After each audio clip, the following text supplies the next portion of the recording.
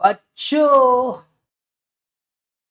अन्य मालिक, आज आपका बहुत बहुत स्वागत है। टॉपिक डिस्कशन आज हमारा इस चार्ट रिवीजन का होगा रेसिडेंशियल स्टेटस। रेसिडेंशियल स्टेटस में सबसे पहले हम लोग बात कर लेते हैं, जैसा कि आप जानते हैं एग्जाम ओरिएंटेड अप्रोच पे बात करते हैं। पहली बात कर लेते हैं कि किस तरीके से क्वेश्चन आते हैं और वो कौन कौन से सेक्शन है जो बहुत ज्यादा इंपॉर्टेंट बनते हैं। देखिए, रेसिडेंशियल स्टेटस की अगर मैं बात करूं तो सबसे पहले सेक्शन 6(1) इंपॉर्टेंट बनता है, that is residential status of individual. इसके बाद में आपका सेक्शन नंबर 9 इंपॉर्टेंट बनता है, that is business connection, interest, royalty और एफटीएस। ये वो वाली चीज है जिसके ऊपर क्वेश्चन आता है। ठीक है, तो इंपॉर्टेंट सेक्शन के मामले में 6(1) इज इंपॉर्टेंट और सेक्शन 9 इज इंपॉर्टेंट। ये दो इंपॉर्टेंट कैटेगरी में आते हैं। अब किस तरीके के क्वेश्चन फ्रेम होते हैं हम पहले उसके ऊपर भी बात कर लेते हैं। पहला जो रेसिडेंशियल स्टेटस पे क्वेश्चन आता है वो आपको आता है रेसिडेंशियल स्टेटस ऑफ इंडिविजुअल। मतलब आपको बताएंगे इस दिन ये इंडिया में आया है या इस दिन इंडिया से गया है या इतने certain number of days India के अंदर में है, तो बताओ इसका रेसिडेंशियल स्टेटस क्या होगा। ये पहला टाइप ऑफ क्वेश्चन है जो आपको आता है। दूसरा टाइप ऑफ क्वेश्चन क्या आता है, ये आरओआर है, आरएनओआर है, एनआर है और इसने ये पर्टिकुलर इनकम कमाई है, बताइए अगर ये आरओआर हुआ तो इंडिया में कितना टैक्सेबल, आरएनओआर और एनआर हुआ तो इंडिया में कितना टैक्सेबल। तो ये दूसरे टाइप का क्वेश्चन है जो एग्जाम में आता है।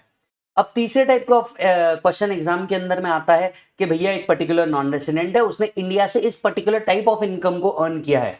यस, तो ये सेक्शन 9 पे बेस्ड होता है कि भैया एक नॉन रेसिडेंट है, उसने रॉयल्टी अर्न किया है, एफटीएस अर्न किया है या एनी अदर इनकम अर्न किया है, तो बताओ इसकी टैक्सेबिलिटी क्या होगी। ये तीसरे टाइप का क्वेश्चन है जो इसके ऊपर आता है। Are you getting the point? तो मेनली ये तीन टाइप के क्वेश्चन है। और चौथा जो रिसेंट टाइम में बहुत ज्यादा पूछना चालू किया है, एसएससी को एनआर बताया जाता है और एनआर को ये इनकम आई है, तो बताओ इंडिया में कितना टैक्सेबल है। Are you getting the point? तो ये चार टाइप के क्वेश्चन है जो आपको इस चैप्टर के अंदर में देखने को मिल सकते हैं। मेजर फोकस कहाँ होना चाहिए? मेजर फोकस आपका होना चाहिए सेक्शन 6(1) के ऊपर, फिर सेक्शन 9 के ऊपर। सेक्शन 9 भी बहुत बड़ा है। इस सेक्शन 9 के अंदर में भी आपका फोकस होना चाहिए बिजनेस कनेक्शन, इंटरेस्ट, रॉयल्टी और एफटीएस के ऊपर। ये अगर आपने कर लिया तो मोटे मोटे तौर पे आप मान करके चल लो कि हाँ, आपने पूरा का पूरा टॉपिक खत्म कर दिया। Getting the point? अच्छा जी, अब इस टॉपिक का अप्रोच क्या होना चाहिए हमारा। जब भी आप ये चार्ट रिवीजन करेंगे उसके बाद आपको जाना है क्वेश्चन बैंक से क्वेश्चन को सॉल्व करना है, या फिर रेगुलर लेक्चर के अंदर में जो मैंने आपको क्वेश्चन सॉल्व कराए हैं वो आपको क्या करने हैं, पर्टिकुलरली सॉल्व करने हैं, क्योंकि उसमें ऑलमोस्ट हर टाइप का क्वेश्चन जो मैं आपसे डिस्कस कर रहा हूं वो आपके साथ कंप्लीट किया है हुआ मैंने। क्लियर है मालिक? चलिए बढ़ते हैं आगे। ये चार्ट के ऊपर या आपको इस चैप्टर में सेक्शन की सीक्वेंस क्या होनी चाहिए ये भी मैं आपको बता दूं। देखो, अगर इस चैप्टर पे आपको बहुत ज्यादा मार्क्स लाने होंगे ना, तो सबसे पहले आपको सेक्शन 6 पढ़ना चाहिए। ये वही बात है जो मैंने आपको लेक्चर में भी बताई थी कि सबसे पहले आपने सेक्शन 6 पढ़ना चाहिए। सेक्शन 6 के बाद आपने सेक्शन 5 पढ़ना चाहिए, फिर आपने 7 पढ़ना चाहिए, फिर 8 पढ़ना चाहिए और फिर 9 पढ़ना चाहिए। मतलब अगर इस चैप्टर को आपको दिमाग में नहीं दिल में उतारना है तो सीक्वेंस ये होनी चाहिए 6, 5, 7, 8, 9। इस तरीके से सीक्वेंस रखोगे तो ये चैप्टर आपको हमेशा मदद करेगा। और जैसा कि आप जानते हैं चार्ट बिल्कुल कम पेजेस के अंदर में बहुत ज्यादा आपको बेनिफिट देता है। और ये वीडियो अगर आपको वैल्यू क्रिएट करता है तो आप यहाँ पे लाइक करके जाएंगे और अपने दोस्तों को भी ये जरूर शेयर करेंगे। ठीक है मालिक? चलिए बढ़ते हैं आगे। सबसे पहले रेसिडेंशियल स्टेटस के कुछ बेसिक्स डिस्कस कर लेते हैं। सर, रेसिडेंशियल स्टेटस जो है ये हर कैटेगरी ऑफ पर्सन के लिए डिटरमाइन की जाती है। So it is determine for every category of person. Residential status आपको प्रीवियस ईयर के लिए डिटरमाइन करना पड़ता है, क्योंकि इनकम आप प्रीवियस ईयर की कंप्यूट कर रहे हैं तो आपको प्रीवियस ईयर के लिए कैलकुलेट करना पड़ता है। क्या residential status year by year change हो सकता है? Answer is yes, residential status year on year change हो सकता है। क्या एक व्यक्ति एक ज्यादा कंट्री में एक टाइम पे रेसिडेंट हो सकता है? Answer is yes. Residential status depend करता है आपके नंबर ऑफ डेज, आप कितने दिन रहते हैं। अब number of days, certain number of days आप अगर इंडिया में एंड पाकिस्तान में दोनों की कंडीशन सेटिस्फाई करते हैं तो आप दोनों की जगह रेसिडेंट हो सकते हैं at the same time. At the same time. क्या सिटीजनशिप और रेसिडेंशियल स्टेटस एक ही चीज है? आंसर इज नो, ये दोनों अलग अलग चीज है। सिटीजनशिप इज बाय बर्थ और taking the procedural aspect. Residential status आप किसी कंट्री में सर्टेन नंबर ऑफ डेज रहते हैं उस वजह से आपको मिलने वाला स्टेटस होता है। अब ओनर्स ऑफ प्रूफ किसके ऊपर है कि रेसिडेंट है या नहीं है? देखिए, इंडिविजुअल या कंपनी के केस में ये डिपार्टमेंट के ऊपर है कि वो प्रूव करके दे ये आदमी रेसिडेंट नहीं है। बाकी हर केस में जनरली वो क्या माना जाता है? रेसिडेंट ही माना जाता है। ठीक है सर। अब जनरली आप देखेंगे कि इंडिविजुअल का रेसिडेंशियल स्टेटस कैसे निकाला जाता है। सबसे पहले हम बात करते हैं इंडिविजुअल का रेसिडेंशियल स्टेटस किस तरीके से निकाला जाता है। अब ध्यान से सुनिए, एक इंडिविजुअल की अगर मैं बात करूं, जो हम बात कर रहे हैं सेक्शन 6(1) की, यस, तो हम सबसे पहले इंडिविजुअल का ही रेसिडेंशियल स्टेटस निकाल देते हैं। हम इंडिविजुअल का ही रेसिडेंशियल स्टेटस निकालते हैं। यहां पे आप मेरे साथ लिखेंगे section 6(1) individual,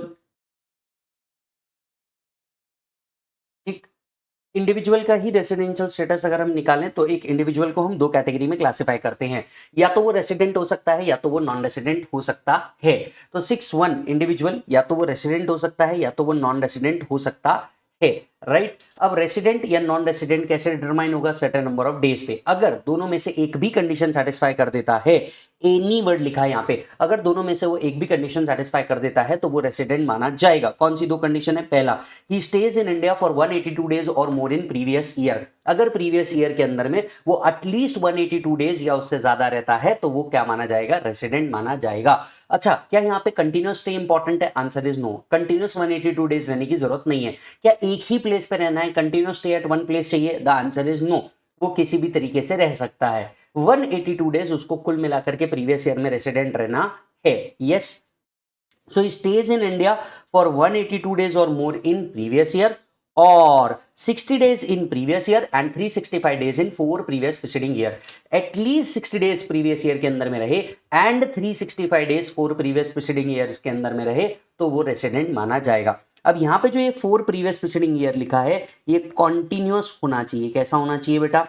continuous 4 previous preceding year होना चाहिए।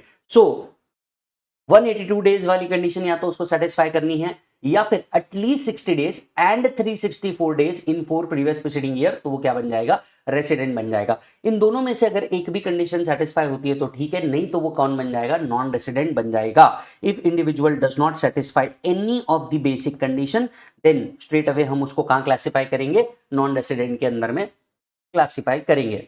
सो एक इंडिविजुअल या तो रेसिडेंट हो सकता है या तो नॉन रेसिडेंट हो सकता है। रेसिडेंट बनने के लिए उसको दोनों में से कोई भी एक कंडीशन को क्या करना है? सेटिस्फाई करना है। अब जब हम रेसिडेंशियल स्टेटस कंप्यूट करते हैं तो इसके कुछ एक्सेप्शंस भी है, जो एक्सेप्शंस भी हम लोगों को पढ़ लेने चाहिए। क्या एक्सेप्शंस है सर? सबसे पहला आता है, तीन व्यक्तियों के लिए, तीन लोगों के लिए रेसिडेंट का मतलब है only 182 days. That is for these 3 people, अगर आप एटलीस्ट 182 डेज इंडिया में रहते हैं तो रेसिडेंट, अदरवाइज नॉन रेसिडेंट। मतलब इन तीन लोगों के लिए वो जो 60 डेज वाला कंडीशन है वो एप्लीकेबल नहीं है। अच्छा जी, कौन से तीन लोग हैं? पहला, person living India for employment. अगर कोई इंडिया से बाहर जा रहा है एम्प्लॉयमेंट के लिए, इंक्लूडिंग सेल्फ एम्प्लॉयमेंट के लिए, तो 182 डेज है इंडिया में तो resident, otherwise non resident. Yes, इसके ऊपर आपको क्वेश्चन कैसे पूछा जाता है, आप मॉड्यूल देखेंगे या हमारे नोट्स देखेंगे तो उसके अंदर में आपको एक आध क्वेश्चन आपको मिल जाएगा that Vijay is living India for the purpose of job in Australia, Egypt etcetera and he is living on this particular date. अब आपको क्या करना है? कैलकुलेट करना है कि क्या जितने दिन वो इंडिया में है वो 182 है तो resident, otherwise non resident. Clear है? तो person shall be treated as resident if he stays in for 182 days or more, else he remain non-resident। पहला, person living India for employment। दूसरा, ship crew member। तीसरा, person of Indian origin। हम इसे POB कहते हैं, PIO। हम इसे क्या कहते हैं बेटा? POB कहते हैं, that is person of Indian origin। तो ध्यान से सुनिएगा, तीन लोग, person living India for employment, दूसरा शिप क्रू मेंबर, तीसरा पर्सन ऑफ इंडियन ओरिजिन। ये तीन लोग अगर 182 डेज इंडिया में है तो रेसिडेंट, अदरवाइज नॉन रेसिडेंट। अब आप ये पूछेंगे कि सर ये पर्सन ऑफ इंडियन ओरिजिन क्या होता है? कोई भी व्यक्ति को हम पर्सन ऑफ इंडियन ओरिजिन या PIO तब कहते हैं जब वो पर्सन या उसके पेरेंट्स या ग्रैंड पेरेंट्स अनडिवाइडेड इंडिया में बॉर्न हुए होंगे। तो विजय या विजय के पेरेंट्स या विजय के ग्रैंड पेरेंट्स अनडिवाइडेड इंडिया में बॉर्न हुए होंगे तो हम उसे पर्सन ऑफ इंडियन ओरिजिन कहते हैं।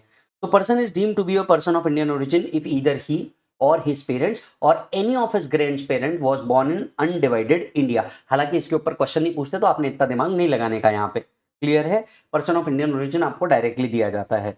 ओके सर, सो तीन लोग, person living India for employment, ship crew member और पर्सन ऑफ इंडियन ओरिजिन, अगर ये तीन लोग 182 डेज है, रेसिडेंट अदरवाइज नॉन रेसिडेंट माने जाएंगे।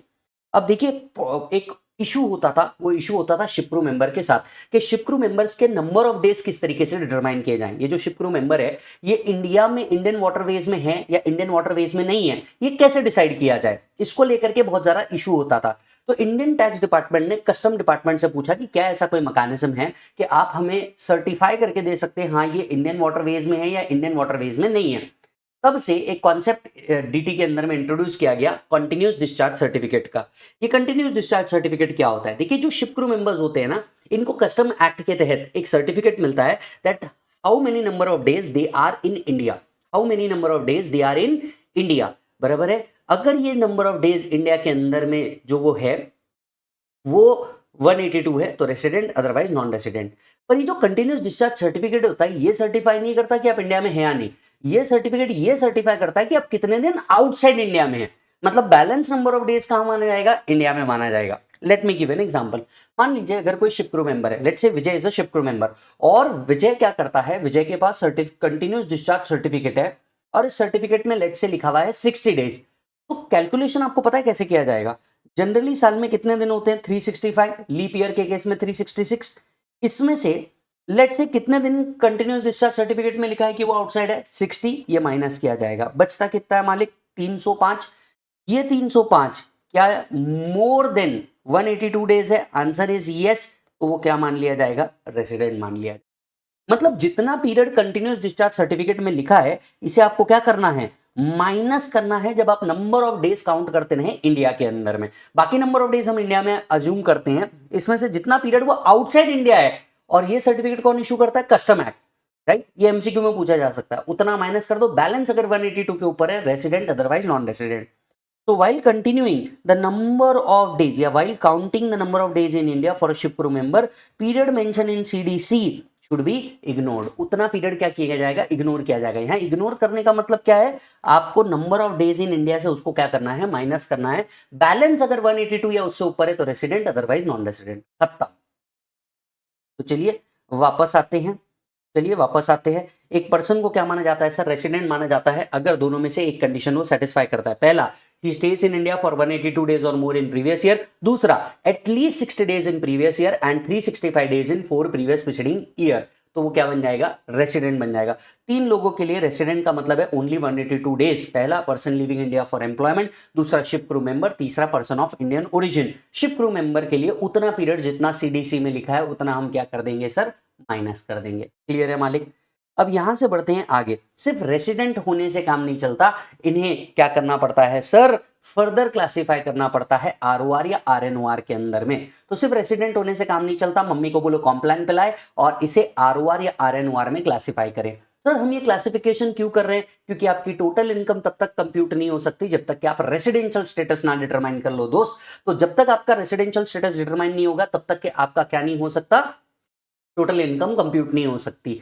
तो ऐसे केस में हम एक रेसिडेंट होने के बाद उसे फर्दर क्लासिफाई करते हैं इनटू आरओआर और आरएनओआर। आरओआर या आरएनओआर में हम इसे क्या करते हैं मालिक? फर्दर क्लासिफाई करते हैं।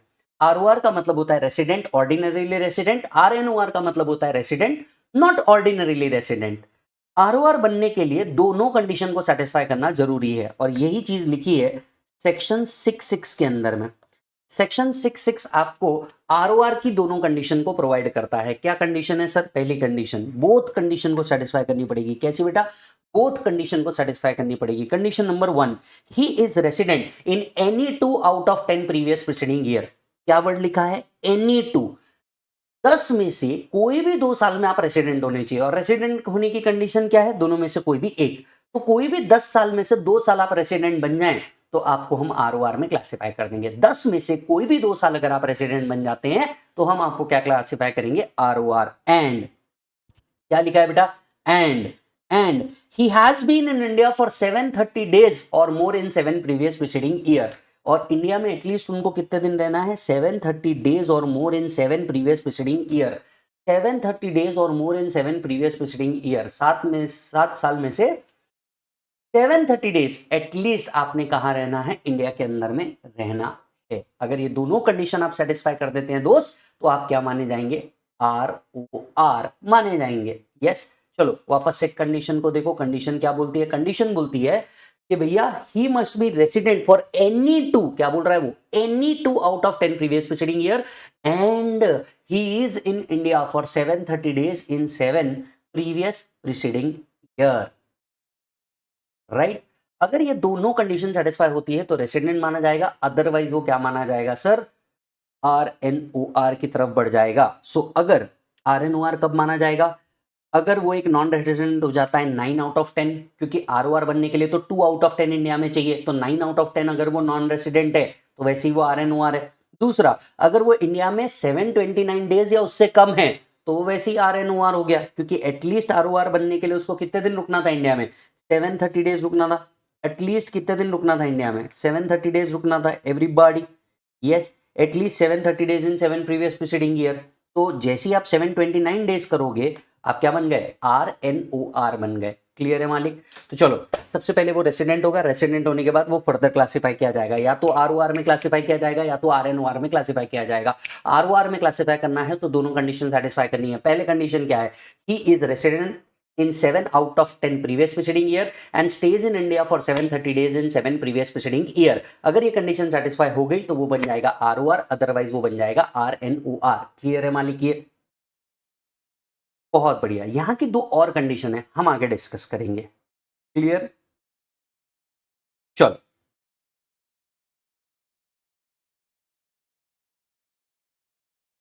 पर्सन जो इंडिविजुअल है हम उसे आरओआर या आरएनओआर में क्लासिफाई करते हैं। अब इसी के साथ साथ एक और कॉन्सेप्ट आता है, इसी के साथ साथ एक और कॉन्सेप्ट आता है, वो है डीम्ड रेसिडेंट का।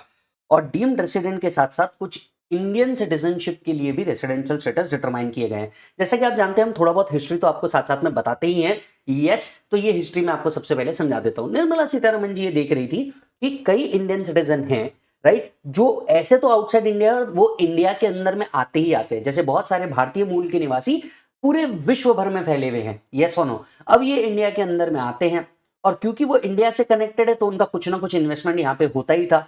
अब ऐसे केस में क्या हो जाता था कि वो लोग certain number of days India में आ रहे थे या सर्टेन इनकम वो कमा रहे थे, तो ऐसे केस में वो जबरदस्ती में रेसिडेंट बन जाते थे, जबकि वो रहते आउटसाइड इंडिया ही है। तो ऐसे केस में उनको ईज करने के लिए कुछ और प्रोविजंस बनाए गए। ये प्रोविजंस किसके लिए है?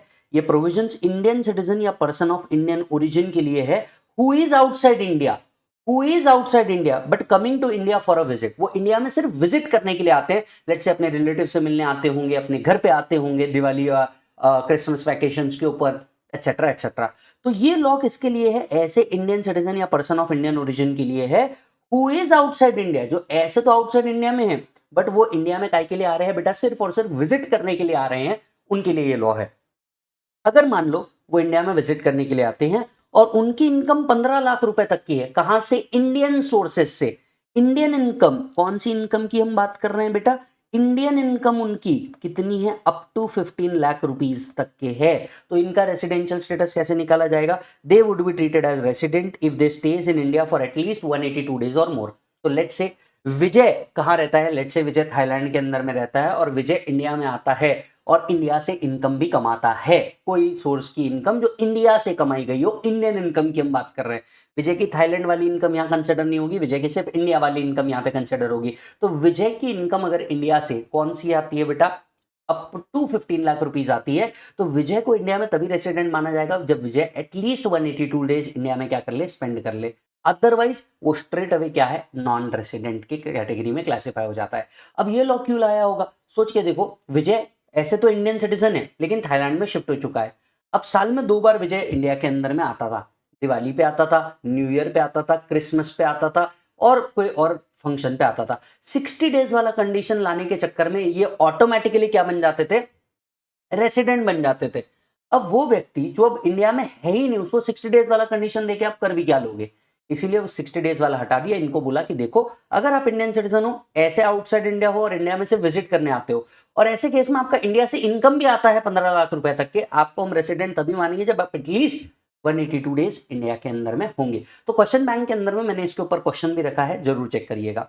दूसरा, अगर इनकम उनकी 15 लाख के बियॉन्ड आ रही होगी तो उनका रेसिडेंशियल स्टेटस दो कंडीशन से निकलेगा। अगर उनकी इनकम 15 लाख के बियॉन्ड आ रही होगी तो उनका रेसिडेंशियल स्टेटस दो कंडीशन से निकल सकता है, दोनों में से कोई भी एक सेटिस्फाई करना पड़ेगा। क्या वर्ड लिखा है? एनी। दोनों में से कोई भी एक सेटिस्फाई कर दिया तो रेसिडेंट माना जाएगा। क्या क्या कंडीशन है? पहला, he stays in India for 182 days और more in previous year. Basic condition 182 days है, उससे ज्यादा है तो रेसिडेंट तो मान ही लिया जाएगा। दूसरा, 120 days in previous year and 365 days in 4 previous preceding year.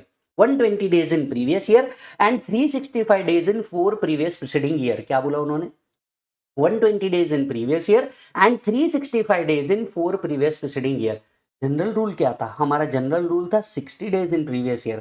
लेकिन ऐसे Indian citizen who is outside India and coming to visit in India and earning more than 15 lakh from an Indian source, कौन सी income? 15 lakh. Indian income अगर 15 लाख से ऊपर है तो उनको 60 की जगह कितना कर दिया गया है? 120 डेज कर दिया गया है.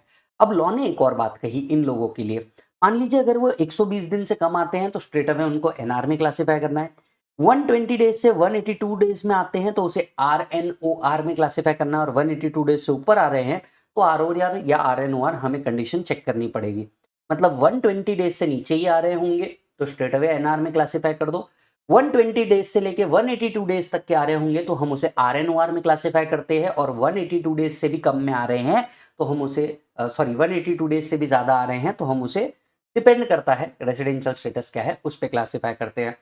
इसीलिए आरएनओआर की थर्ड कंडीशन देखिए कि इसे इंडियन सिटीजन और पीआईओ जिसकी इनकम 15 लाख रुपए से ज्यादा आ रही है एंड इंडिया में 120 डेज से ज्यादा और 182 डेज तक के क्या करता है? स्टे करता है. तो हम उसे स्ट्रेट अवे कहाँ क्लासिफाई कर देते हैं? आरएनओआर के अंदर में क्लासिफाई कर देते हैं. क्लियर है मालिक? तो चलो वापस से, अगर कोई इंडियन सिटीजन है who is outside India and coming to visit in India, 15 lakh तक के कमा रहे होंगे, रेसिडेंशियल स्टेटस रेसिडेंट होगा अगर वो 182 डेज से ज्यादा इंडिया में है तो. Indian citizen, person of Indian origin who is outside India coming to visit in India, earning more than 15 lakh from Indian sources, 182 days or more in previous year or 120 days in previous year and 365 days in 4 previous preceding year, वो क्या माना जाएगा? Resident माना जाएगा. 120 days से कम है सीधा NR में क्लासिफाई कर दो. 120 से 182 है आरएनओआर में क्लासिफाई कर दो. 182 के ऊपर है आप आरओआर या आरएनओआर कैलकुलेट करो. क्या मालिक? चलिए, अब ये लॉ किसके लिए था मालिक? ये लॉ था इंडियन सिटीजन या पर्सन ऑफ इंडियन ओरिजिन के लिए. इसी से कनेक्टेड एक और लॉ है, वो है डीम्ड रेसिडेंट नाम का कॉन्सेप्ट जो सेक्शन 61 के अंदर में दिया है. यस, डीम्ड रेसिडेंट नाम का कॉन्सेप्ट जो सेक्शन 61 के अंदर में दिया है. अब ये भी बड़ा इंटरेस्टिंग सा चीज है और 6 से ही कनेक्टेड है. सुनिएगा क्या है सर. ये पर्टिकुलर लॉ सिर्फ इंडियन सिटीजन के लिए है, नॉट फॉर पीआईओ. इसमें पीआईओ कवर नहीं होता, ये सिर्फ इंडियन सिटीजन्स के लिए है. ठीक है. तो अगर कोई इंडिविजुअल है, इंडियन सिटीजन है, who is outside India and coming to visit in India and earning more than 15 lakh from Indian sources and not liable to pay tax anywhere in the world. तो क्या होता था? होता ये था कि कई इंडियन सिटीजन्स थे जो अफोर्ड कर सकते थे, वो लोग क्या करते थे? मल्टीपल कंट्री हॉप करते थे. मतलब वो पहले इंडिया में रहेंगे, फिर पाकिस्तान में रहेंगे, फिर मलेशिया में रहेंगे, फिर चाइना में रहेंगे, ऐसा मल्टीपल कंट्री हॉप करते थे और किसी भी जगह पे रेसिडेंट होने के कंडीशन को वो सेटिस्फाई नहीं करते थे. इससे होता क्या था? They were neither liable to pay tax in India, they were not liable to pay tax outside India. In order to cover this people into the Indian taxation system, Nirmala didi ने कहा if he is an Indian citizen earning more than 15 lakh from India and he is not liable to pay tax anywhere in the world, हम उसे अपना बनाएंगे, हम उसे resident मानेंगे. Yes, मतलब अगर वो कहीं भी और टैक्स पे करने के लिए लायबल नहीं है तो इंडिया में वो इंडियन सिटीजन डीम्ड रेसिडेंट के कैटेगरी में आ जाएगा. और फर्दर क्लासिफाई करते हुए कहा कि अगर ये डीम्ड रेसिडेंट बन जाता है तो वो स्ट्रेट अवे आरएनओआर में क्लासिफाई हो जाएगा. अगर वो डीम्ड रेसिडेंट बन जाता है 61A के हिसाब से तो वो डीम्ड रेसिडेंट क्या हो जाएगा? आरएनओआर में सीधा क्लासिफाई हो जाएगा. चेक करिए. If he is an individual being citizen of India and his total income other than foreign income, मतलब जो इंडियन इनकम है वो कितने से ऊपर होनी चाहिए? 15 लाख से ऊपर होनी चाहिए. shall deem to be resident in India in that previous year if he is not liable to pay tax in any other country or territory. अगर वो किसी और कंट्री और टेरिटरी में टैक्स पे करने के लिए लायबल नहीं है तो वो इंडिया में लायबल हो जाएगा by reason of domicile, resident etc. If a person is deemed resident as per 61A तो वो क्या बन जाएगा सर? RNOR में स्ट्रेट अवे क्लासिफाई हो जाएगा.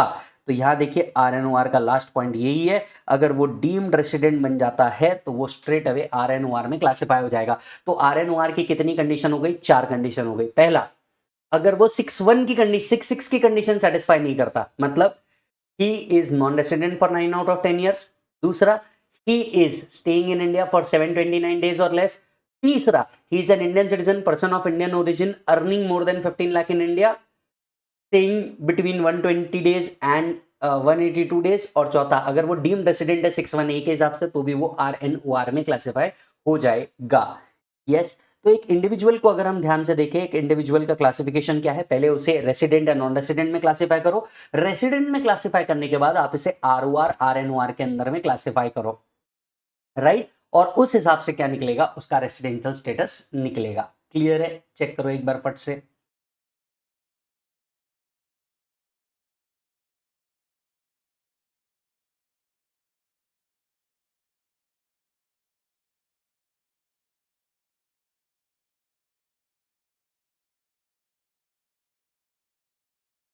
है ना बेटा? चलो दोस्तों, तो अब हम लोग करने जा रहे हैं residential status of HUF। HUF का रेसिडेंशियल स्टेटस किस तरीके से निकलता है। तो सबसे पहले हमने 6(1) किया, अब हम करने जा रहे हैं 6(2), that is residential status of HUF। अब देखो HUF के केस का जो एग्जांपल है, जेन्युइनली ये कभी पूछता नहीं है। Let's be practical and exam oriented guys, पूछता ही नहीं है, ठीक है। फिर भी मैं आपको बता देता हूं, if control and management Holi और पार्टली सिचुएटेड इन इंडिया तो रेसिडेंट, अदरवाइज नॉन रेसिडेंट। मतलब अगर कंट्रोल एंड मैनेजमेंट किसी भी HUF का होली या पार्टली भी इंडिया में सिचुएट किया जाता है तो वो रेसिडेंट माना जाएगा। अब ये कंट्रोल एंड मैनेजमेंट क्या होता है? Decision making power. डिसीजन कहां लिए जाते हैं? अगर HUF का डिसीजन होली इंडिया में लिए जाते हैं या पार्टली भी इंडिया में लिए जाते हैं तो रेसिडेंट है। तो 99% आप सीधे ही बोलोगे ना रेसिडेंट है।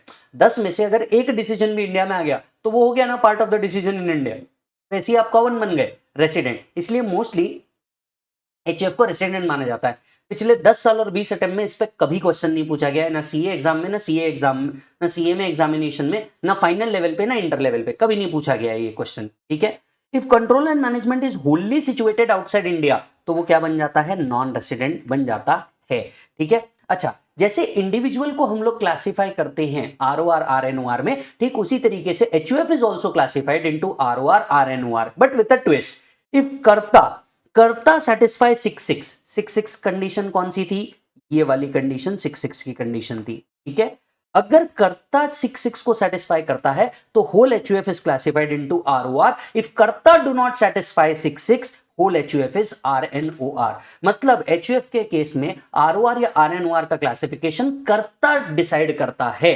मतलब कर्ता अगर इंडिया में 6(6) की कंडीशन सेटिस्फाई करता है, the HUF is classified as ROR। If the karta do not satisfy the condition of 6(6), the HUF will be RNOR। तो HUF को भी हम ROR RNOR के बेसिस पे क्या करते हैं दोस्त? क्लासिफाई करते हैं। वो भी, तो क्या मैं ऐसा कह सकता हूं only individual in HUF could be classified as ROR RNOR, rest all other person is either resident or non resident. Are you getting the point? ये लाइन आपको MCQ में पूछेंगे, पहले ही बता रहा हूं। Only individual in HUF can be classified as ROR RNOR, else all other person are either resident or non resident. Clear मालिक? चलिए, अब 6(1) डन हो गया, 6(2) डन हो गया, मैं सीधा 6(4) पे जा रहा हूं। 6(3) बाद में करते हैं, पहले हम 6(4) पे जाएंगे। 6(4) क्या कहता है? Residential status of other. 6(1) is for individual, 6(2) is for HUF, 6(3) is for company, 6(4) is for other. तो हम 6(3) को बाद में कर रहे हैं, पहले 6(4) को कर रहे हैं, ठीक है। 6(4) मतलब residential status of other. Others में कौन आया? इंडिविजुअल हो गया, HUF हो गया, कंपनी हट गया, मतलब फर्म, AOP, BOI, AJP, वो सब इसमें क्लासिफाई हुए। बड़ा ही सिंपल है, कट कॉपी पेस्ट जो हम लोगों ने कहां पढ़ा है? HUF में पढ़ा है। अगेन एग्जामिनेशन में नहीं पूछा जाता, पिछले 10 साल 20 अटेम्प्ट में कभी नहीं आया है, ना CA एग्जाम में, ना CMA एग्जाम में। चलिए फोकस करिए। अगर कंट्रोल एंड मैनेजमेंट होली और पार्टली इंडिया में सिचुएटेड है तो वो रेसिडेंट है, अदरवाइज नॉन रेसिडेंट है। तो 10 में से अगर एक डिसीजन भी पार्टनरशिप फर्म का इंडिया में हो जाता है तो मालिक वो कौन है? रेसिडेंट है, अदरवाइज वो नॉन रेसिडेंट है। अगर 10 के 10 डिसीजन आउटसाइड इंडिया हुए वो non resident. Are you getting the point? चलो, तो ये था आपका residential status for individual, residential status for HUF, residential status for others. चलो, अब नेक्स्ट पार्ट जो है हमारा वो आता है residential status of companies, right. 6(3). अब देखो जो इंटर लेवल तक के है ना, इंटर लेवल तक के जो रेसिडेंशियल स्टेटस ऑफ कंपनीज है इसको भी नहीं पूछा जाता। इसका सबसे ज्यादा इंपॉर्टेंस फाइनल लेवल पे आता है, बट फिर भी आपको दिया है तो हमें पढ़ना है, काम खत्म, यस और नो, राइट। वैसे भी हम छोड़ेंगे तो कुछ नहीं, भले ही चार्ट है पर हम छोड़ेंगे कुछ नहीं, ये बात आप हमेशा याद रखिएगा। Residential status of companies, companies के केस में एक बात याद रखिए, अगर ये इंडियन कंपनी है तो ऑलवेज रेसिडेंट, इंडियन कंपनी है तो ऑलवेज रेसिडेंट। फॉरेन कंपनी के केस में पोयम अगर इंडिया में है तो रेसिडेंट, पोयम अगर आउटसाइड इंडिया है तो नॉन रेसिडेंट। अब आपके मन में सवाल उठेगा, भाई साहब ये पोयम क्या है? पोयम का मतलब होता है प्लेस ऑफ इफेक्टिव मैनेजमेंट। क्या बोला जाता है? इसे कहा जाता है poem, place of effective management. हालांकि ये प्लेस ऑफ इफेक्टिव मैनेजमेंट कैसे निकलता है, ये कंसेप्ट आपको फाइनल में कवर है, इंटर में कवर नहीं है। इंटर में आपको सिर्फ और सिर्फ इतना कवर है, इतना ही पढ़ना है। इंडियन कंपनी है ऑलवेज रेसिडेंट, फॉरेन कंपनी का पोयम इंडिया में है तो रेसिडेंट, पोयम आउटसाइड इंडिया है तो नॉन रेसिडेंट। काम खत्म। आपको इंटर लेवल पे रेसिडेंशियल स्टेटस ऑफ कंपनीज में इतना ही पढ़ना है। The concept of poem is covered in finals. Getting the point? Check कर लो इसको एक बार।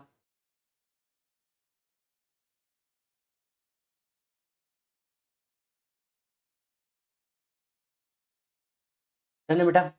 चलिए अब नेक्स्ट चालू करते हैं हम लोग। सेक्शन 6 तो हमारा खत्म हुआ, 6 के बाद आते हैं 5 के ऊपर। चलो एक बार रिवाइज कर लेते हैं। 6.1 was for individual, 6.2 was for HUF, 6.3 was for company and 6.4 was for other SSC. मैंने क्या कहा था? सबसे पहले 6 पे जाओ, 6 से आपको कहां जाना है? 5 पे जाना है। तो आइए नेक्स्ट सेक्शन करते हैं, सेक्शन 5। देखो सेक्शन 5 वो सेक्शन है जो आपकी टोटल इनकम को डिटरमाइन करता है, मतलब टोटल इनकम किस तरीके से निकलेंगी उसको डिटरमाइन करता है। ये सुनो, अब इस पूरे गेम में ये वाला जो चार्ट है ना, ये वाला चार्ट सबसे इंपॉर्टेंट है, जो आपका डिसीजन देता है कि आरओआर, आरएनओआर और एनआर को किस तरीके की इनकम कौन कौन सी कहां कहां टैक्सेबल है। कंसेप्ट को ध्यान से सुनिए, क्योंकि इसी के तहत हम लोग आगे 7, 8 और 9 पे जाएंगे। अब जैसे कि आप जानते हैं इंडिविजुअल एचयूएफ को हम दो ही पार्ट में क्लासिफाई कर सकते हैं, या तो वो रेसिडेंट आरओआर है, या तो वो आरएनओआर है, या तो वो एनआर है। यस, अदर देन इंडिविजुअल और एचयूएफ को हम क्लासिफाई करते हैं या तो रेसिडेंट या नॉन रेसिडेंट पे। मतलब इंडिविजुअल एचयूएफ क्लासिफाई होते हैं 3 केसेस में, आरओआर, आरएनओआर या एनआर, और बाकी सारे एसएससी, अदर एसएससी या तो आर या तो एनआर के बेसिस पे क्लासिफाई होते थे। यस, अब इन्हें दो ही तरीके की इनकम आ सकती थी, इंडियन इनकम और फॉरेन इनकम। कितने तरीके की इनकम आ सकती है? दो ही तरीके की इनकम आ सकती है, इंडियन इनकम या फॉरेन इनकम। अब ध्यान से सुनिए, इंडियन इनकम या फॉरेन इनकम, ऐसी दो ही इनकम इन्हें आ सकती है। अब समझते हैं सबसे पहले फॉरेन इनकम मतलब क्या होता है। तो थोड़ा सा ऊपर आइए, आपको दिखेगा फॉरेन इनकम मतलब क्या होता है। What is a foreign income?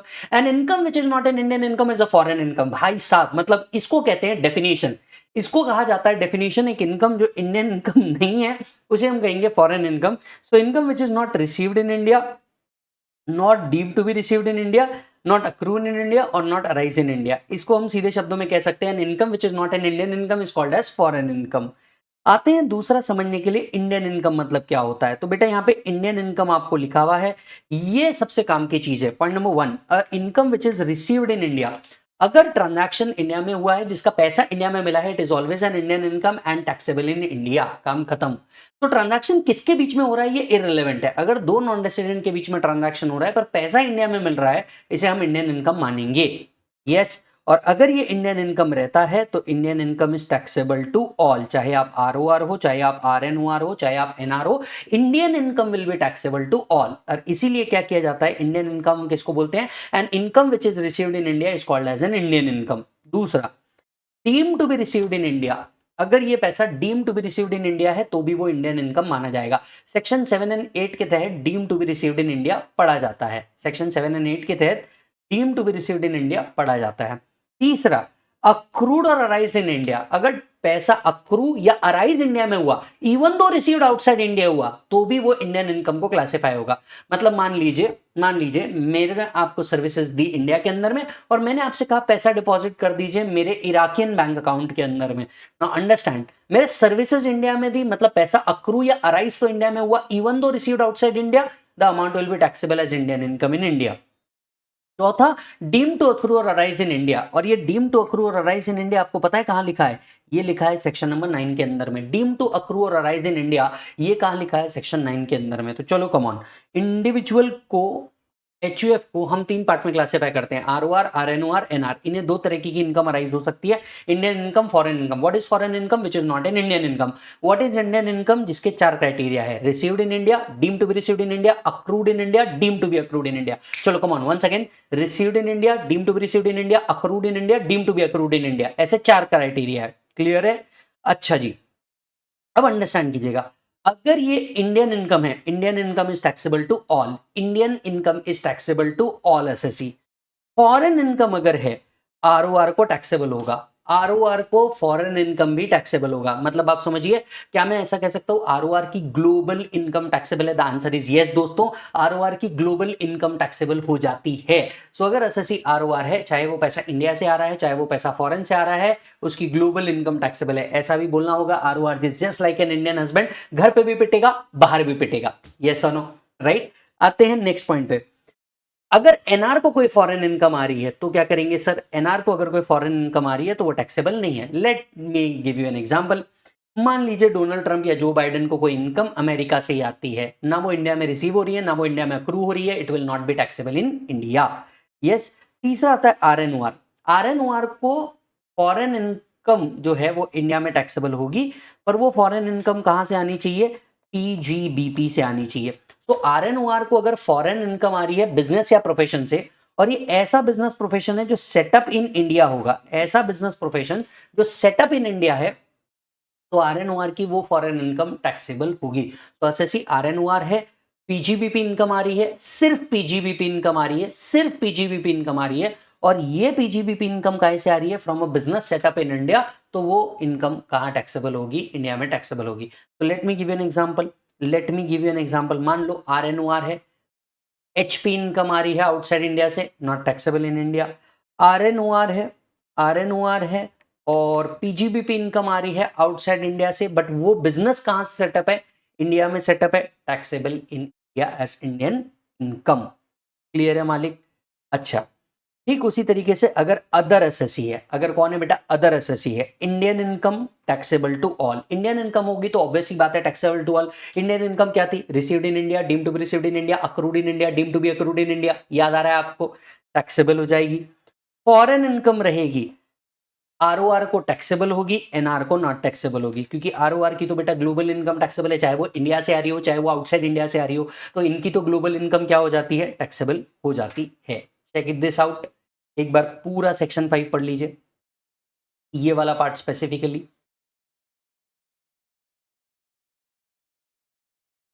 Done है बेटा?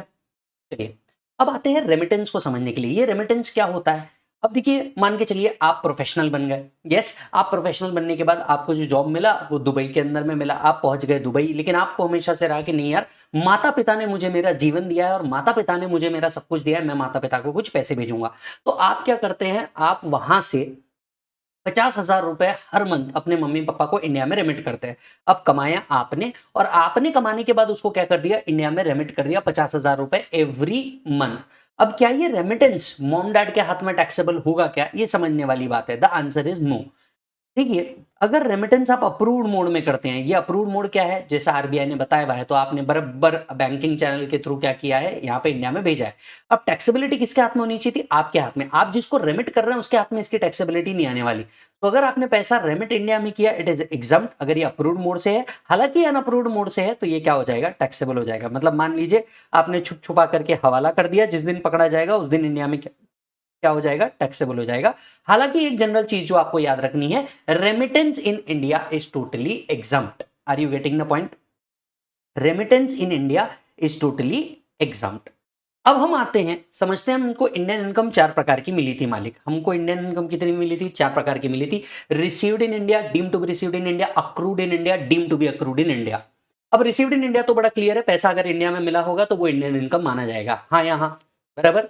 What do you mean by deemed to be received in India? Deemed to be received in India section 7 के अंदर में लिखा है। तो सेक्शन 7 आपको बताता है deemed to be received in India कब माना जाएगा, राइट? 4 केसेस में जो मोस्टली सैलरी से कनेक्टेड है उनके ऊपर ध्यान दीजिएगा। अगर कंट्रीब्यूशन करता है एम्प्लॉयर एम्प्लॉय के अकाउंट में बियॉन्ड 12% ऑफ सैलरी, तो ये deem to be received in India माना जाएगा। मतलब एम्प्लॉय को ना देकर के उसके बिहाफ में अगर रिकॉग्नाइज प्रोविडेंट फंड में भी आपने पैसा डाल दिया और ये बियॉन्ड 12% ऑफ सैलरी है, तो आपके हाथ में ये deem to be received in India and taxable in India माना जाएगा। अब आपके मन में सवाल उठेगा कि सर बियॉन्ड 12% क्यों? याद करके देखिए, अप टू 12% ऑफ सैलरी तो वो एग्जम्प्ट है। तो contribution made by employer to RPF, RPF का मतलब recognise provident fund, beyond 12% of salary क्या है बेटा? टैक्सेबल, क्योंकि अप टू 12% ऑफ सैलरी वो क्या है, एग्जाम। ठीक उसी तरीके से अगर इस आरपीएफ के कंट्रीब्यूशन पे इंटरेस्ट जो है, ये इंटरेस्ट 9.5% के ऊपर है तो ये भी टैक्सेबल हो जाएगा। So interest on RPF beyond 9.5, क्योंकि 9.5 तक के तो क्या है बेटा, वो एग्जाम्प्ट है। तीसरा, transfer from URPF to RPF, अगर आप अनरिकॉग्नाइज्ड प्रोविडेंट फंड को रिकॉग्नाइज्ड प्रोविडेंट फंड में कन्वर्ट कर देते हैं तो ऐसे केस में ये जो कन्वर्जन है ये भी deem to be received in India माना जाएगा और टैक्सेबल इन इंडिया माना जाएगा। And contribution to pension scheme, employer employ के बिहाफ में अगर पेंशन स्कीम में कंट्रीब्यूट कर रहा है तो ये deem to be received in India माना जाएगा। अब ये deem to be received in India है, मतलब ये इंडियन इनकम बन गई और Indian income will be taxable to all. समझ में आ रही है बात बेटा? यस। तो deem to be received in India के अंदर में 4 पार्ट। पहला, contribution to RPF beyond 12% of salary, interest on RPF beyond 9.5% of salary, तीसरा transfer from URPF to RPF, और चौथा contribution to the pension scheme. ये सभी के सभी deem to be received in India माने जाएंगे और अगर ये deem to be received in India है तो ये टैक्सेबल इन इंडिया हो जाएंगे। क्लियर है? अब आते हैं सेक्शन 8 और सेक्शन 9। सेक्शन 8 आपको बताता है taxability of dividend, taxability of dividend जो हम डिविडेंड पढ़ते वक्त ऑलरेडी देखते हैं। और सेक्शन 9 में उसका टैक्सेबिलिटी किस तरीके से होगा वो देखेंगे। तो इंडियन इनकम के 4 क्राइटेरिया थे, received in India, deem to be received in India, accrued in India, deem to be accrued in India. बराबर है? अब हम चलते हैं सेक्शन 9, डीम टू अक्रू और अराइज इन इंडिया। अब देखो ये लिस्ट में 10 आइटम है। कितने आइटम है बेटा? 10। और इसको एक एक करके देखना होगा, इस 10 आइटम को एक एक करके देखना होगा। इसमें से एग्जाम पॉइंट ऑफ व्यू से कौन कौन सा इंपॉर्टेंट है मैं आपको बता देता हूं। पहला बिजनेस कनेक्शन, दूसरा इंटरेस्ट, तीसरा रॉयल्टी, चौथा एफटीएस। ये एग्जाम पॉइंट ऑफ व्यू से सबसे ज्यादा रेलेवेंट बनता है। Getting the point? ये एग्जाम पॉइंट ऑफ व्यू से सबसे ज्यादा रेलेवेंट बनता है। हालांकि हम इसको इस सीक्वेंस में नहीं पढ़ेंगे, हम इसको एक एक पॉइंट करके पढ़ेंगे। सबसे पहले एक बात समझ लीजिए, हम पढ़ रहे हैं सेक्शन 9 और सेक्शन 9 नॉन रेसिडेंट के लिए है। नॉन रेसिडेंट को अगर इस टाइप की इनकम रिसीव होती है तो वो इंडिया में इंडियन इनकम कंसिडर की जाएगी and if it is an Indian income it will be taxable to all. तो सेक्शन 9 किसके लिए है? नॉन रेसिडेंट के लिए। क्या याद रखोगे? सेक्शन 9 किसके लिए है? बिल्कुल सही, नॉन रेसिडेंट के लिए है। सबसे पहले बात कर लेते हैं हम सैलरी अर्न इन इंडिया की। पहले एक बार ये लिस्ट देखो जरा, चेक कर ली बेटा लिस्ट? चलो आओ फोकस करो। अब अगर इस लिस्ट को देखेंगे तो हमने जब चार्ट बनाया तो उसमें जो इंपॉर्टेंट पॉइंट है उसका ही ब्रीफ एक्सप्लेनेशन दिया। बाकी सब इस लिस्ट के अंदर में कवर किया हुआ है तो इसका कोई ब्रीफ एक्सप्लेनेशन हम लोगों ने नहीं रखा। लेकिन जैसे बिजनेस कनेक्शन हो गया, इंटरेस्ट, रॉयल्टी, एफटीएस, जिसके ऊपर बहुत फ्रीक्वेंटली अब तक के क्वेश्चन आए हैं और आएंगे, उसको ही हमने चार्ट के अंदर में आगे रखा है। बाकी सब इस लिस्ट के अंदर में कवर है और उससे ज्यादा का एक्सप्लेनेशन इस पर लगेगा नहीं। तो एक्सप्लेनेशन में आपको पूरा दूंगा, ध्यान से सुनिएगा। पहला, सैलरी अर्न इन इंडिया। मान लीजिए अगर कोई नॉन रेसिडेंट है जो सैलरी इंडिया में अर्न कर रहा है, कोई नॉन रेसिडेंट है जो सैलरी कहां अर्न कर रहा है? इंडिया के अंदर में अर्न कर रहा है, that salary will deem to accrue और arise in India and taxable as Indian income. तो मान लीजिए अगर कोई नॉन रेसिडेंट है वो इंडिया में जॉब करता है और यहां पे सैलरी अर्न करता है, it is an income deem to accrue और arise in India. Even though उसको सैलरी का जो क्रेडिट है वो आउटसाइड इंडिया मिल रहा होगा, पर अगर जॉब वो इंडिया में कर रहा है तो इनकम डीम टू अक्रू और arise in India and taxable in India. दूसरा आता है salary from a government to Indian citizen for services rendered outside India. अगर इंडियन गवर्नमेंट इंडियन सिटीजन को सैलरी दे रही है outside India, Indian government Indian citizen को सैलरी दे रही है आउटसाइड इंडिया, तो income is deem to accrue और अराइज इन इंडिया। उस इंडियन सिटीजन के लिए ये हमेशा माना जाएगा कि सैलरी उसको कहां से मिली? इंडियन। अब ये किसको मिलती है? मान लीजिए इंडियन हाई कमीशन के जो एम्प्लॉय होते हैं या आउटसाइड इंडिया होते हैं, तो इंडियन गवर्नमेंट इंडियन सिटीजन को आउटसाइड इंडिया दे रही है, टैक्सेबल इन इंडिया। लेकिन यहां पे याद रखने लायक बात यह है कि सिर्फ सैलरी टैक्सेबल होती है, foreign allowance and foreign perquisites जो होते हैं ये एग्जम्प्ट होते हैं। ठीक है, तो वो चीज आप यहां पे लिख सकते हैं, foreign allowance and perquisite is exempt. Salary is what which is taxable. Foreign allowance and foreign perquisite जो होते हैं ये क्या होते हैं? एग्जम्प्ट होते हैं। तीसरा अंडरस्टैंड करते हैं dividend from an Indian company. अगर कोई इंडियन कंपनी डिविडेंड दे रही है, ये dividend always deem to accrue और अराइज इन इंडिया माना जाएगा। सो मान लीजिए रिलायंस अगर फेसबुक को डिविडेंड देता है तो ऐसे केस में फेसबुक के हाथ में वो dividend always deem to accrue और अराइज इन इंडिया माना जाएगा एंड टैक्सेबल इन इंडिया हो जाएगा। ठीक है, चौथा आता है इनकम फ्रॉम एनी प्रॉपर्टी और एसेट सिचुएटेड इन इंडिया। अगर कोई इंडिया में एसेट सिचुएटेड है और इस एसेट से कोई इनकम आती है तो वो इनकम इंडियन इनकम में क्लासिफाई होगी। For example for example non resident की कोई प्रॉपर्टी इंडिया में है और वहां से कोई रेंटल इनकम अराइज होती है, तो yes this income will accrue और arise in India even though it is received outside India but taxable in India. तो अगर नॉन रेसिडेंट की कोई प्रॉपर्टी इंडिया के अंदर में है और ऐसे केस में उसको कोई रेंटल इनकम आती है, ये रेंटल इनकम इंडिया में इंडियन इनकम में क्लासिफाई होगी और टैक्स इंडिया में पे करना पड़ेगा। Next, income from transfer of any capital asset situated in India. अगर कोई कैपिटल एसेट इंडिया में सिचुएटेड है और उसको ट्रांसफर करके कोई इनकम आती है तो भी ये इंडियन इनकम मानी जाएगी। फॉर एग्जांपल नॉन रेसिडेंट के पास इंडियन कंपनी के शेयर्स है, वो बेचता है, उससे कैपिटल गेन आता है, taxable in India. Non resident के पास कोई प्रॉपर्टी है इंडिया में, उसको बेच के कोई इनकम आता है तो taxable in India. Non resident के पास अगर कोई अदर एसेट है, लेट्स से गोल्ड या बॉन्ड या डिबेंचर इंडिया के अंदर में, उसको बेच के कोई इनकम आता है, it is taxable in India, right. और फिर लास्ट आता है gift by resident to non resident. 2019 के बाद अगर रेसिडेंट नॉन रेसिडेंट को मनी गिफ्ट करता है, यहां पे स्पेसिफिक वर्ड लिखा हुआ है मनी, अगर 2019 के बाद रेसिडेंट नॉन रेसिडेंट को मनी गिफ्ट करता है, that income is taxable in the hands of non resident in India, that gift will be taxable in the hands of non resident in India. Are you getting the point? Yes. तो हमने important वाले छोड़ के सब discuss कर लिया। Salary अगर India में अर्न की जाती है, इंडियन सिटीजन गवर्नमेंट से रिसीव कर रहा है आउटसाइड इंडिया, इंडियन कंपनी से डिविडेंड आ रहा है, इंडियन प्रॉपर्टी से इनकम आ रहा है, या फिर इंडिया में कैपिटल एसेट ट्रांसफर करके कोई इनकम आ रहा है, या रेसिडेंट नॉन रेसिडेंट को कोई गिफ्ट कर रहा है, it will be taxable in India. अब हमारा क्या बचता है? अब सिर्फ इंपॉर्टेंट पॉइंट बचते हैं, बिजनेस कनेक्शन, इंटरेस्ट, रॉयल्टी और एफटीएस में। सबसे पहले हम डिस्कस करने जाते हैं बिजनेस कनेक्शन को। तो आइए जरा समझते हैं बिजनेस कनेक्शन क्या होगा। देखिए चार्ट में आपके बिजनेस कनेक्शन लिखा हुआ है। यस, इससे रिलेटेड आपको क्वेश्चन आता है तो प्लीज इसको ध्यान से देखिएगा। इनकम फ्रॉम बिजनेस कनेक्शन, अब ये क्या होता है? 911 बिजनेस कनेक्शन आपको डील कर रहा है। इसमें तीन एस्पेक्ट है, what is business connection, deemed business connection, not a business connection. इसमें तीन एस्पेक्ट है, what is business connection, deemed business connection, not a business connection. ठीक है, फोकस कीजिएगा। सबसे पहले डिस्कस करते हैं व्हाट इज बिजनेस कनेक्शन। एक नॉन रेसिडेंट का रेसिडेंट के साथ बिजनेस कनेक्शन माना जाएगा, और बिजनेस कनेक्शन अगर है तो इनकम इंडियन इनकम बन जाएगी, और Indian income will be taxable to all including non resident. Clear है? तो एक नॉन रेसिडेंट का इंडिया में बिजनेस कनेक्शन माना जाएगा if the assessee contract on behalf of non resident or play a significant role. अगर कोई रेसिडेंट नॉन रेसिडेंट के बिहाफ पे कॉन्ट्रैक्ट कंक्लूड करता है या प्रिंसिपल रोल प्ले करता है इन कंक्लूडिंग द कॉन्ट्रैक्ट, तो ऐसे केस में उस नॉन रेसिडेंट का रेसिडेंट के साथ क्या माना जाएगा? बिजनेस कनेक्शन माना जाएगा। एकदम प्रैक्टिकल एग्जांपल देता हूं, राइट। टाटा जैगवार ग्रुप के बिहाफ पे इंडिया में कॉन्ट्रैक्ट कंक्लूड करता है, Jaguar and Tata has got a business connection. Are you getting the point? So Tata plays a principal role in concluding the contract. Jaguar Land Rover Division, Range Rover Division के behalf पे वो क्या करता है? Cell करता है product India में। पर ये जो कॉन्ट्रैक्ट है वो किसके बिहाफ पे कर रहे हैं? नॉन रेसिडेंट के बिहाफ पे कर रहे हैं। यहाँ पे इन दोनों के बीच में क्या माना जाएगा? Business connection. तो land rover division, jaguar division जितना इनकम इंडिया से अर्न कर रहा है वो टैक्सेबल होगा कहां पे बेटा? इंडिया में। Why? Because there is a business connection. Second, or maintain stock on behalf of non resident. अगर नॉन रेसिडेंट के बिहाफ पे स्टॉक भी मेंटेन करता है, राइट, तो भी ये क्या माना जाएगा? बिजनेस कनेक्शन माना जाएगा। सो मान लीजिए अगर जैसे एक छोटा सा एग्जांपल देता हूं आपको, Domino's and Jubilant food. Jubilant food Domino's की बिहाफ पे इंडिया में क्या मेंटेन करता है? स्टॉक मेंटेन करता है, और जितने डोमिनोज के स्टोर है वहां पे वो लोग क्या करते हैं? रिफिल करते हैं स्टॉक को। तो अगर आप देखेंगे जुबलियांट फूड एंड डोमिनोज के बीच में क्या माना जाएगा? बिजनेस कनेक्शन माना जाएगा। अब जितना डोमिनोज इंडिया से कमा रहा है, he is liable to pay tax in India. फिर तीसरा आता है secure order on behalf of non resident.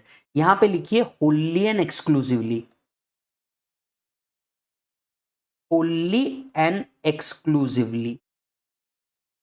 अगर कोई resident Holi and exclusively secure करता है ऑर्डर किसी नॉन रेसिडेंट के लिए, तो ये क्या माना जाएगा? बिजनेस कनेक्शन माना जाएगा।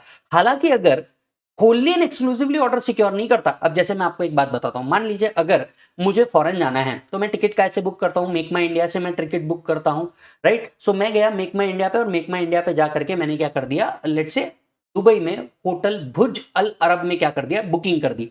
अब अंडरस्टैंड कीजिएगा, क्या make my India exclusively order book कर रहा है फॉर द पर्पस ऑफ भुज Al Arab? The answer is no, क्योंकि वो तो और भी होटल के लिए कर रहा है। यस, तो क्योंकि ऑर्डर होली मेनली सिक्योर नहीं हो रहा, so there will not be any business connection between make my India, sorry make my trip and भुज अल अरब। लेकिन अगर मान लीजिए कोई वेबसाइट है, लेट्स से विजय.com, ये Holi and exclusively order booking लेता है किसके लिए? होटल भुज अल अरब के लिए। तो मान लिया जाएगा विजय.com एंड भुज Al Arab has got a business connection. तो अगर wholly and mainly order secure किया जाता है तो ही बिजनेस कनेक्शन माना जाता है, अदरवाइज बिजनेस कनेक्शन नहीं माना जाता। तो 3 केसेस में बिजनेस कनेक्शन माने जाएंगे, एक रेसिडेंट का, नॉन रेसिडेंट से। पहला, अगर वो कॉन्ट्रैक्ट कंक्लूड करता है उनके बिहाफ पे। दूसरा, स्टॉक मेंटेन करता है उनके बिहाफ पे। तीसरा, Holi and mainly order secure करता है उनके बिहाफ पे, तो ये बिजनेस कनेक्शन माना जाएगा। फर्दर, डीम्ड बिजनेस कनेक्शन है। हम डीम करेंगे कि इन दो लोगों के बीच में बिजनेस कनेक्शन है अगर किसी भी नॉन रेसिडेंट का इंडिया में सिग्निफिकेंट इकोनॉमिक प्रेजेंस रहता है। कौन सा वर्ड बोला मैंने, वापस बोलो, सिग्निफिकेंट इकोनॉमिक प्रेजेंस इंडिया के अंदर में रहता है, तो ये मान लिया जाएगा डीम बिजनेस कनेक्शन है।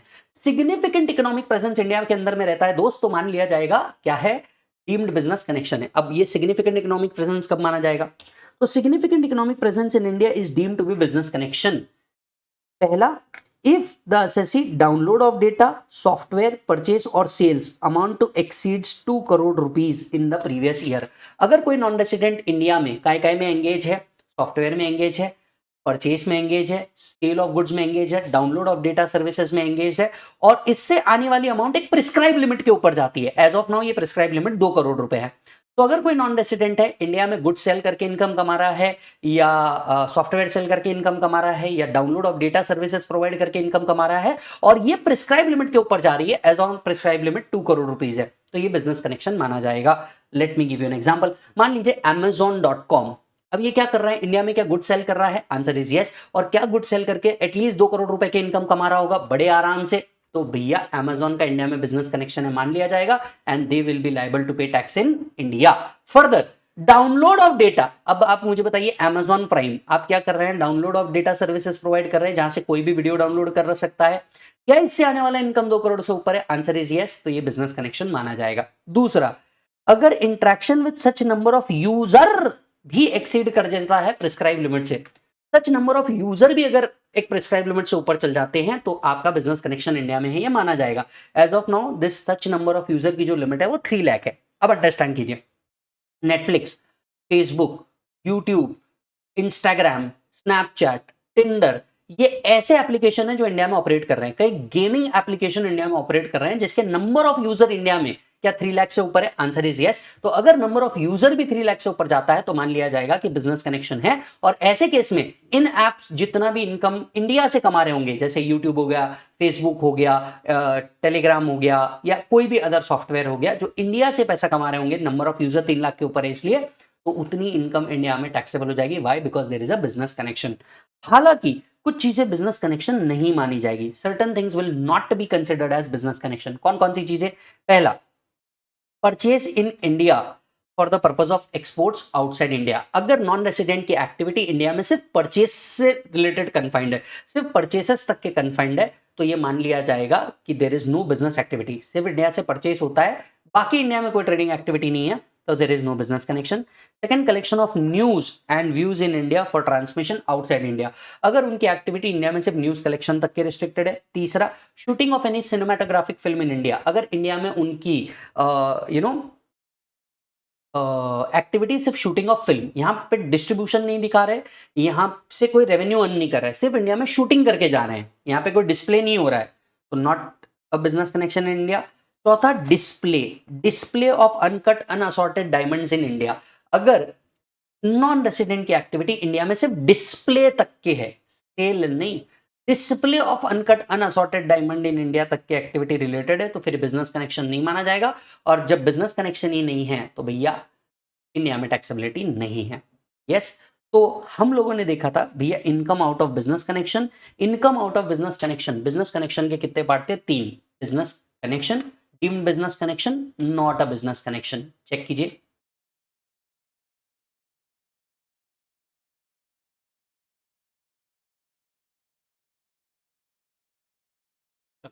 डन हो गया बेटा।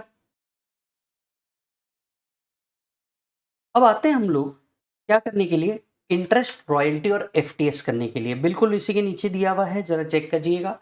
मान लो अगर कोई नॉन रेसिडेंट है जो क्या कमा रहा है सर, इंटरेस्ट कमा रहा है। कहां से कमा रहा है? इंडियन गवर्नमेंट से कमा रहा है, या रेसिडेंट इंडियन से कमा रहा है, या नॉन रेसिडेंट से ही कमा रहा है but who has a business in India. मतलब इधर देखिएगा, if interest is payable by, interest कौन पे कर रहा है, interest is payable by government or resident for the activities in India, या फिर non resident carrying on business और profession in India to another non resident, उस non resident के लिए जितनी इनकम इंडिया से अर्न करी है, जितनी इंटरेस्ट इनकम इंडिया से अर्न करी है, ये डीम टू अक्रू और अराइज इन इंडिया माना जाएगा और टैक्सेबल इन इंडिया माना जाएगा। सो मान लीजिए इंडियन गवर्नमेंट अगर इंटरेस्ट दे रहा है किसी भी रेसिडेंट को, resident for activities in India अगर इंटरेस्ट दे रहा है किसी नॉन रेसिडेंट को, या नॉन रेसिडेंट ही नॉन रेसिडेंट को इंटरेस्ट दे रहा है for business in India, for business और प्रोफेशन इन इंडिया, तो ऐसे केस में मालिक क्या होगा, ऐसे केस में मान लिया जाएगा that non resident is earning income from India, income will be deemed to accrue और अराइज फ्रॉम इंडिया। हालांकि इसके दो एक्सेप्शन है। पहला एक्सेप्शन है, if NR pays interest for activity other than business और profession in India it will not be taxable in India. So मान करके चलो अगर कोई एनआर है, और वो क्या कर रहा है सर, वो इंटरेस्ट पे कर रहा है for activity other than business in India, तो वो टैक्सेबल नहीं होगा। दूसरा, अगर रेसिडेंट है वो आउटसाइड इंडिया एनआर को क्या कर रहा है, इंटरेस्ट दे रहा है, तो ना अक्रू और अराइज इन इंडिया हो रहा, ना रिसीव्ड इन इंडिया हो रहा, तो वो भी टैक्सेबल नहीं होगा। If resident pays interest to NR outside India, तो ना वो इंडिया में अक्रू हो रहा है, ना वो इंडिया में अराइज हो रहा है, तो इंडिया में टैक्सेबिलिटी भी नहीं आएगा। I hope you are understanding this.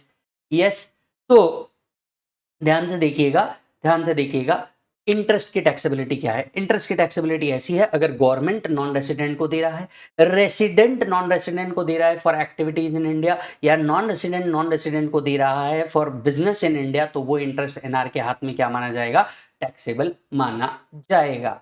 Check करिए। नेक्स्ट एक्टिविटी आती है हमारे पास रॉयल्टी की। अब ये जो रॉयल्टी है ना, इसको बहुत बार पूछा जाता है। अब आपको एक बात बताओ, रॉयल्टी जो है आपका, इसको आपको डिफाइन भी करके रखा है, एक बहुत बड़ी डेफिनेशन भी दे रखी है रॉयल्टी की। हालांकि मैं आपसे कहूंगा रॉयल्टी आपको ऑलरेडी प्रॉब्लम में बताया होता है, और आपको कभी भी क्या नहीं करना है, रॉयल्टी की डेफिनेशन को लर्न करने की जरूरत नहीं है। हमेशा आपको क्लियर कट रॉयल्टी बता के दिया जाता है और वही आपको पढ़ना होता है, तो इसके अलावा आपने कुछ भी दिमाग नहीं लगाना चाहिए। अब रॉयल्टी हम कब कहेंगे, मान लीजिए इंडियन गवर्नमेंट नॉन रेसिडेंट को कोई रॉयल्टी दे रहा है, या रेसिडेंट नॉन रेसिडेंट को कोई रॉयल्टी दे रहा है फॉर बिजनेस इन इंडिया और एक्टिविटीज इन इंडिया, या नॉन रेसिडेंट को कोई रॉयल्टी दे रहा है फॉर बिजनेस और प्रोफेशन इन इंडिया, तो ये रॉयल्टी एनआर के हाथ में deem to be received in India माना जाएगा और टैक्सेबल इन इंडिया हो जाएगा।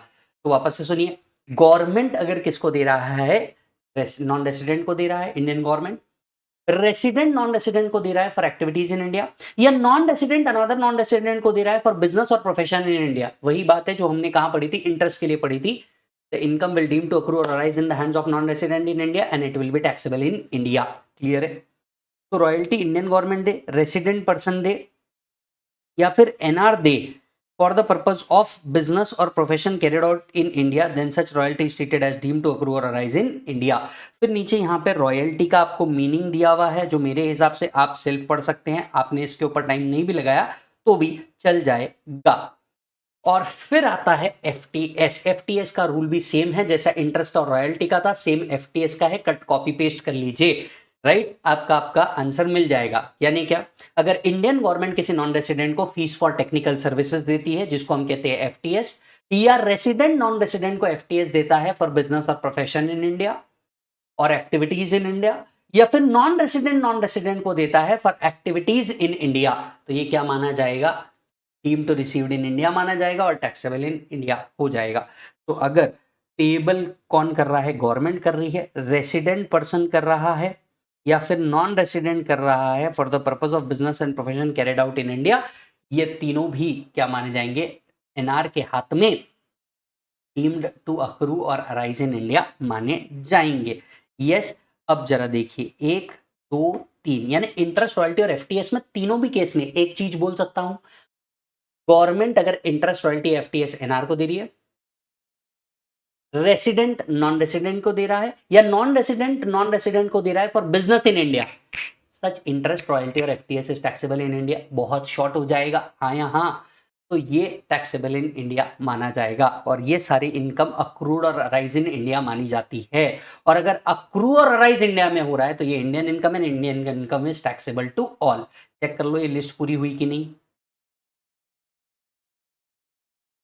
वो लिस्ट होने के बाद मैं चाहूंगा आप वापस से सेक्शन 5 में आइए और इंटरलिंकिंग कीजिए, क्योंकि इंटरलिंकिंग करने पे ही आपको बहुत बेहतर समझ में आएगा। अब देखिए, जो इंडिविजुअल क्या था, आरओआर, आरएनओआर या एनआर तीनों में क्लासिफाई होता था। आरओआर, आरएनओआर या एनआर तीनों में क्लासिफाई होता था। अब अगर ये इंडियन इनकम कमा रहा है, इंडियन इनकम मतलब received in India, deemed to be received in India, accrued in India, deemed to be accrued in India, it will be taxable to all.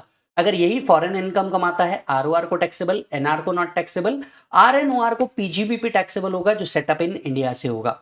ये अगर अदर देन इंडिविजुअल होगा तो या तो वो आर हो सकता है या तो एनआर हो सकता है। इंडियन इनकम होगा, received in India, deemed to be received in India, accrued in India, deemed to be accrued in India, तो टैक्सेबल होगा आर और एनआर दोनों को। यही अगर फॉरेन इनकम होगा, रेसिडेंट को टैक्सेबल, नॉन रेसिडेंट को नॉट टैक्सेबल। क्लियर है मालिक? यस। अब अगर आप ध्यान देंगे तो इस हिसाब से आपका पूरा रेसिडेंशियल स्टेटस का जो टॉपिक है बेटा, ये आपका ओवर होता है for CA inter, CMA inter. अब आपने क्या करना है, इसके बाद जाना है आपको रेगुलर बुक के अंदर में जो मैंने क्वेश्चन दिए हैं वो सॉल्व करना है आपको। इसके बाद जाना है आपको क्या करना है, जो मैंने आपको क्वेश्चन बैंक दिया है, क्वेश्चन बैंक के आंसर सॉल्व करने हैं। और अब ये पूरा लेक्चर करने के बाद आपने जाना है आपके जो मॉड्यूल है इसके भी सारे क्वेश्चन सॉल्व कर देना, और आपको मजा आ जाएगा कि कितने आसानी से 1 से 1.5 घंटा इन्वेस्ट करके आपने पूरे टॉपिक को मेरे साथ रिवाइज कर लिया, that two in one page आपने पूरा का पूरा रिवाइज कर लिया। तो ये था आपका मालिक पूरा का पूरा टॉपिक रेसिडेंशियल स्टेटस। मिलूंगा आपसे अगले वीडियो के अंदर में। वीडियो को लाइक जरूर करके जाना, ये हमें मेहनत करने के लिए मोटिवेट करता है, और अपने दूसरे दोस्तों को भी शेयर करना अगर इसने आपको वैल्यू एडिशन जरूर किया होगा तो प्रॉब्लम आंसर सॉल्व कर लीजिएगा। और yes sir, all the best for the purpose of examination. मंत्र हमारा वही रहेगा, पढ़ो तो हद कर दो वरना प्रोग्राम रद्द कर दो। Take care.